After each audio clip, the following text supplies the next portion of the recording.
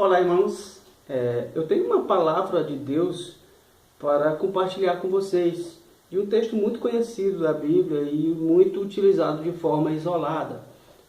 Estamos falando de João, capítulo 8, versículo 32, que diz assim: E conhecereis a verdade, e a verdade vos libertará.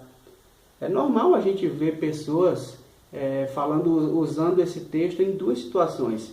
Primeiro, pela necessidade que temos de conhecer a palavra, de conhecer a Bíblia.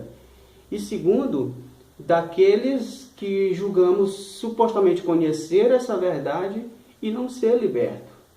Primeiro a gente afirma que é necessário conhecê-la para ser liberto. Depois a gente fala de pessoas que a conhecem e não são libertas. Quem nunca disse a saudosa frase, e é porque conhece a verdade? Para aqueles que julgamos conhecê-la e não praticam essa verdade. Pessoas que estão na igreja e continuam na prática do pecado, pessoas que passaram um tempo na igreja ouvindo a palavra todos os dias e logo depois se afastaram, seguindo o seu próprio caminho e vivendo na prática do pecado. Então fica assim meio que bagunçado na nossa cabeça essas ideias, mas é porque a gente não parte do princípio de conhecer toda a história. Então vamos ver o que Jesus está querendo realmente dizer, porque precisamos entender. No Evangelho de João, aqui no capítulo 8, existem vários subtítulos. Existe um subtítulo aqui chamado A Verdade que Liberta, que começa no capítulo 30, no versículo 31 e termina no versículo 36. Então aqui está toda a linha de pensamento que faz com que a gente venha a entender sobre isso que tanto questionamos. Então vamos lá. 31. A partir do 31. Então disse Jesus aos judeus que haviam crido nele: Se permanecerdes na minha palavra, verdadeiramente sereis meus discípulos, e conhecereis a verdade, e a verdade vos libertará. E eles replicaram-lhe: Somos descendência de Abraão, e jamais fomos escravos de ninguém. Como podes tu afirmar que seremos libertos? Jesus explicou-lhes: em verdade vos asseguro, todo aquele que pratica o pecado é escravo do pecado. O escravo não fica em casa para sempre, mas o filho permanece para sempre. Assim sendo, se pois o filho vos libertar, sereis verdadeiramente livres. Então a gente entende agora que existe aqui uma série de ensinamentos que vão fazer com que você venha a se tornar discípulo de Jesus. E isso começa com crer. Ou seja, os judeus que creram em Jesus. Para os judeus que creram em Jesus, ele traz agora uma condição, que era necessário crer, porque João 3,16, como a gente conhece, vai falar que Deus amou o mundo de tal forma que enviou o seu único Filho para que todo aquele que nele crê não pereça, mas tenha vida eterna. E que esse Filho de Deus veio ao mundo não para julgá-lo, mas veio para salvar o mundo. E que todo aquele que nele crê não é julgado, mas o que não crê já está julgado porque não crê no Filho de Deus. Então é necessário primeiramente crer. Nós temos que crer primeiramente e obedecer, porque na sequência ele vai dizer para esses que creram o seguinte: se permanecerdes na minha palavra, verdadeiramente sereis meus discípulos. Ou seja, é necessário permanecer na palavra. E o que significa permanecer? Permanecer na palavra é dar continuidade em ouvir essa palavra. Não é simplesmente ouvir, me distanciar e agora eu conheço essa palavra. Não. O conhecer vem depois de se tornar discípulo de Jesus. Então, primeiramente, eu creio. Segundo, eu obedeço essa palavra, como está aqui, como Pedro também fala aqui na primeira epístola de Pedro, capítulo 1, a partir do versículo 13, diz assim: Por isso, cingindo o vosso entendimento, sede sóbrios e esperai inteiramente na graça que vos está sendo trazida na revelação de Jesus Cristo. Como filhos da obediência, não vos amoldeis a paixões que tinhais anteriormente na vossa ignorância. Pelo contrário, segundo é santo aquele que vos chamou, tornai-vos santos também em vós mesmos em todo o vosso procedimento. Porque está escrito: sede santo, porque eu sou santo. Ou seja, agora a gente vai ver que para aqueles que creram e permanecem, que é necessário a permanência da palavra. A permanência em obedecer a palavra, a permanência em largar para trás as práticas que anteriormente faziam parte da nossa vida e dar continuidade a um processo de santificação para se tornar discípulo de Jesus. Por quê? Porque é me tornando discípulo de Jesus, como diz aqui, sereis verdadeiramente meus discípulos, se permanecerem na palavra, é lógico, e conhecereis a verdade, e a verdade vos libertará. Não é porque a questão aqui não diz que se conheceres a verdade, verdadeiramente se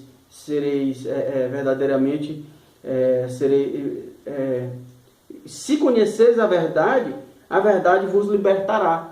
O que aqui está dizendo? Aqui está dizendo e conhecereis. E conhecereis é a continuidade de se tornar discípulo de Jesus. Então, se eu conhecer a Jesus, se eu me tornar discípulo dele, eu vou conhecer a verdade. Porque ele é a verdade. E esse conhecer trata-se de intimidade com Jesus. Trata-se de intimidade com Deus, não de simplesmente ouvir, como as pessoas... Porque se fosse assim, ateus, a gente sabe que ateus conhecem a palavra. Você discutir com um ateu, ele sabe de cabo a rabo tudo que está na palavra. Mas ele não obedece, mas ele não se tornou discípulo de Jesus, ele não crê em Jesus. Então, nós vamos ver que existem falsos profetas. Os falsos mestres, eles conhecem a palavra muito bem, por sinal, fazem uso dela em favor de si mesmo. Não conhecem a palavra, mas não se tornaram discípulos de Jesus, apesar de crer em Jesus. Pedro, o discípulo de Jesus, era discípulo de Jesus, cria em Jesus, permaneceu com Jesus e chega um momento da vida que ele nega a Jesus.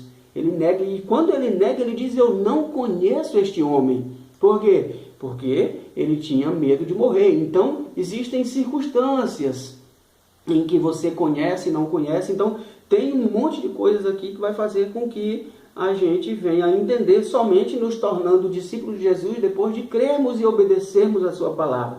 Aí, então, passamos para o seguinte, a partir do versículo 33, que esses judeus questionam a Jesus sobre eles serem descendência de Abraão e por isso eles não eram escravos. Mas a gente vai ver que eles verdadeiramente eram escravos, porque independente de sermos descendência de Abraão, de descendência qualquer que fosse, de ser povo grego, judeu ou gentil como nós, independente de tudo, nós temos uma herança pecaminosa que herdamos lá no Éden. E é dessa herança pecaminosa que Jesus veio nos libertar. É disso que ele veio nos sarar, é disso que ele veio nos libertar. Porque essa herança pecaminosa faz com que, independente de sermos gentios, gregos ou judeus, somos pecadores. E essa era uma pendência que tínhamos com Deus. Então Jesus veio para resolver isso. Por quê? Porque ele diz, aí Jesus explica-lhes que em verdade vos asseguro que todo aquele que pratica o pecado é escravo do pecado. Mas para que a gente deixe de ser escravo do pecado, deixando para trás a prática do pecado, uma coisa muito importante, que está aqui na epístola de Tiago, capítulo 1, a partir do versículo 21, que diz assim: portanto, despojando-vos de toda a impureza e acúmulo de maldade, acolhei com mansidão a palavra em vós implantada, a qual é poderosa para salvar a vossa alma. Tornai-vos, pois, praticantes da palavra, e não somente ouvinte, enganando-vos a vós mesmos. Ou seja, é necessário também aqui deixar tudo para trás, que independente de qualquer coisa, somos pecadores e precisamos ser libertos. E somente através da prática da palavra. Praticar é aquilo que você faz continuamente no dia a dia. Então, eu praticava continuamente o pecado, então agora eu passo a praticar continuamente a palavra, deixando de ser escravo para me tornar filho de Deus, como dá seguimento no 35, que diz assim: o escravo não fica em casa para sempre, mas o filho permanece para sempre. Assim sendo, se o Filho vos libertar, sereis verdadeiramente livres. Ou seja, nós éramos escravos do pecado, sim, éramos, mas Jesus, através do crer nele, através da prática, do abandono das práticas antigas, nós fomos nos tornando seus discípulos, e dando continuidade a isso, a gente passou a crer nele, abrindo mão do nosso pecado, deixando a prática do pecado para trás e praticando a palavra, deixamos de ser escravos do pecado e passamos a ser filhos de Deus.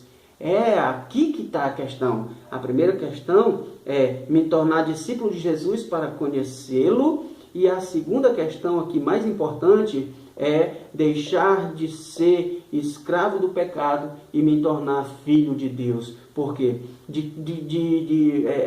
Quando ele fala aqui de casa, de que casa que ele está falando? Ele está falando da morada eterna.